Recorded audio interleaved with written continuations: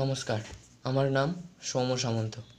আজ 23 জানুয়ারি বিখ্যাত ভারতীয় স্বাধীনতা সংগ্রামী নেতাজি সুভাষচন্দ্র বসুর জন্মদিন।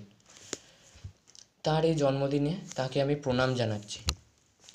1897 সালে 23 জানুয়ারি ওড়িশার কটক শহরে জন্মগ্রহণ করেছিলেন নেতাজি সুভাষচন্দ্র বসু।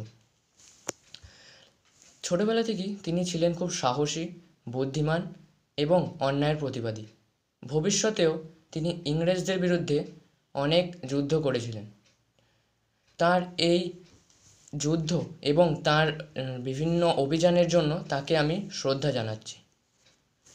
ছোটবেলা থেকেই আমরা বিদ্যালয়ে গিয়ে পতাকা উত্তোলনের মাধ্যমে এবং নেতাজি সুভাষচন্দ্র বসুর ছবিতে ফুল ও মালা প্রদানের মাধ্যমে তার জন্মদিন উদযাপন করেছি। তবে এবছর আমি ঘরবন্দি থেকেও তাকে শ্রদ্ধা জানালাম। সবাই সুস্থ থাকুন, ভালো থাকুন, ঘরে থাকুন। জয় হিন্দ।